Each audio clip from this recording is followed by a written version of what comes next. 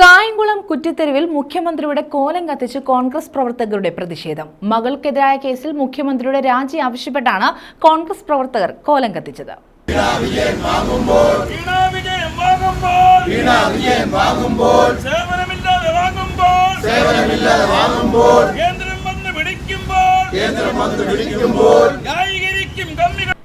CMRൽ സാമ്പത്തിക ഇടപാടുമായി ബന്ധപ്പെട്ട് മകൾ ആരോപണ വിധേയായ സാഹചര്യത്തിൽ മുഖ്യമന്ത്രി രാജിവെക്കണമെന്നാവശ്യപ്പെട്ടാണ് മുഖ്യമന്ത്രിയുടെ കോലം കത്തിച്ച് പ്രതിഷേധിച്ചത്.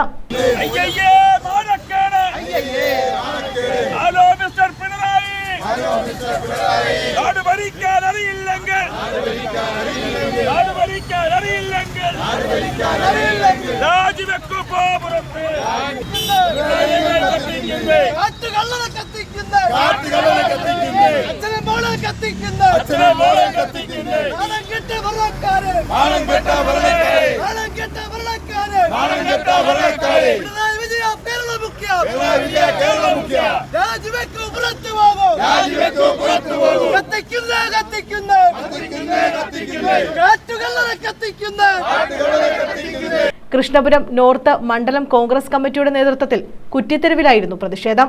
KPCC secretary N. രവി ഉദ്ഘാടനം ചെയ്തു.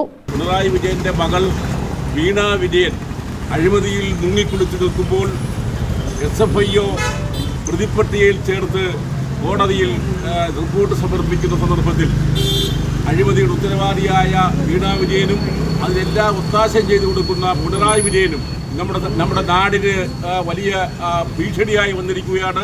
അഴിമതി നിറഞ്ഞ ഈ ഭരണം അവസാനിപ്പിക്കുന്നതിനും വീണ വിജയൻ ഉൾപ്പെടെയുള്ള അഴിമതിക്കാരെ സംരക്ഷിക്കുന്ന പിണറായി വിജയൻ രാജിവെക്കണം എന്നാവശ്യപ്പെട്ടുകൊണ്ടാണ് ഇന്ന് കേരള പ്രദേശ് കോൺഗ്രസ് കമ്മിറ്റിയുടെ നേതൃത്വത്തിൽ സംസ്ഥാന വ്യാപകമായി ഇന്ന് മണ്ഡലം കോൺഗ്രസ് കമ്മിറ്റിയുടെ നേതൃത്വത്തിൽ പ്രതിഷേധ പ്രകടനവും പിണറായി വിജയന്റെ കോലം കത്തിക്കൽ പരിപാടി നടക്കുകയാണ്.